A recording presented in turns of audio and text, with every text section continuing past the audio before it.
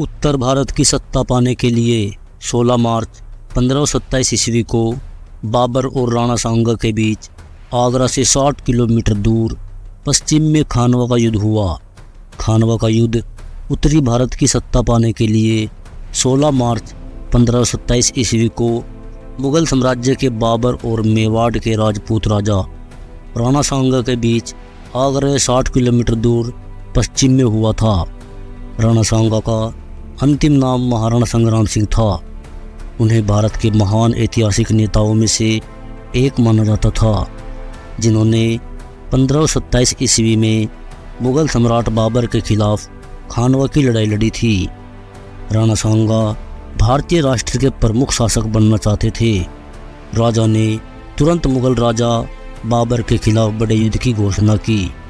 परिणाम स्वरूप महान मुगल सम्राट ने खानवा की लड़ाई नामक प्रतिष्ठित ऐतिहासिक लड़ाई जीत ली।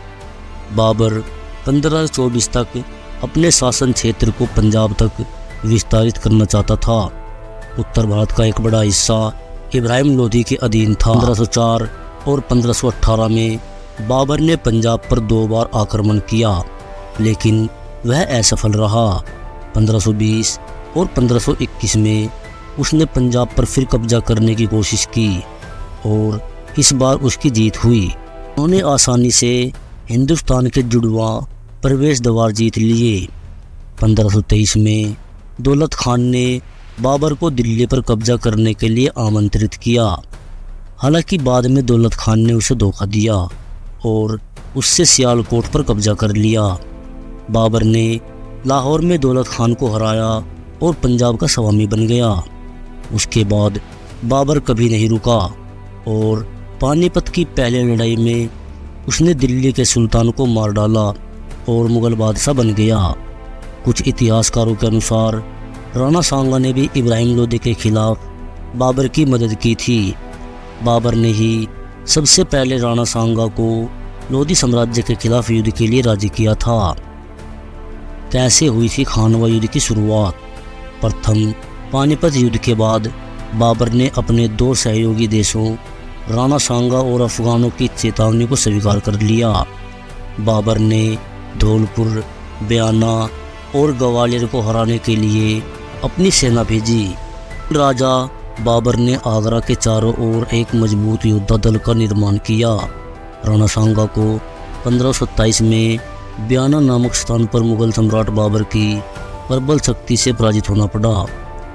राणा सांगा ने बाबर द्वारा उसके विरुद्ध भेजी गई सभी सेनाओं को हरा दिया। यह बाबर के लिए बहुत बड़ा खतरा बन गया। खानवा युद्ध की रणनीति कैसी थी? राणा सांगा ने बाबर के विरुद्ध एक सैन्य दल का निर्माण किया।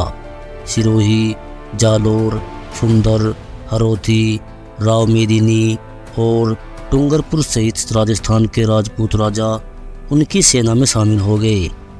राव गंगा ने अपने पुत्र मालदेव राठौड़ को खानवा के युद्ध में शामिल होने के लिए भेजा। महमूद लोधी और खानजादा हसन खान मेवाती, जो बाबर के दुश्मन थे, बाबर के खिलाफ राणा सांगा की युद्ध टीम में शामिल हो गए। चंद्रा ने लोधी साम्राज्य को बहाल करने और बाबर को निष्कासित करने के लिए राणा सांगा का भी प्रतिनिधित्व किया। बाबर जानता था कि वह राणा सांगा से नहीं जीत सकता, इसलिए उसने उनके खिलाफ रक्षात्मक रणनीति बनाई। किनारों से सुरक्षित खाई खोदी। गाड़ियों में बाज, पैदल, मस्कटियर और मोर्टार रखे थे, जहां से राजपूत राजा आसानी से गोली चला सकते थे।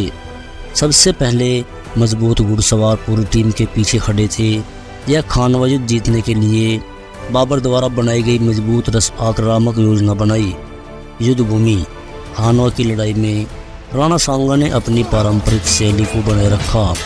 बाबर की तोपों ने उसकी कई सेनाओं को मार गिराया। राणा सांगा मुगल केंद्र पर हमला नहीं कर सकता था, इसलिए उसने मुगलों की तरफ से हमला किया। किनारों पर हमला करते समय मुगलों ने तीरों और तोपों से राजपूतों पर हमला किया।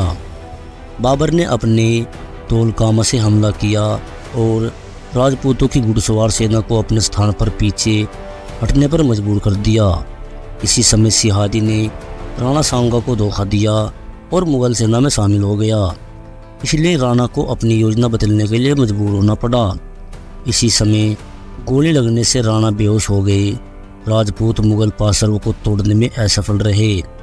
राजपूतों की कमजोरियों को देखकर बाबर ने अपनी टीम को आक्रामक तरीके से लड़ने का आदेश दिया।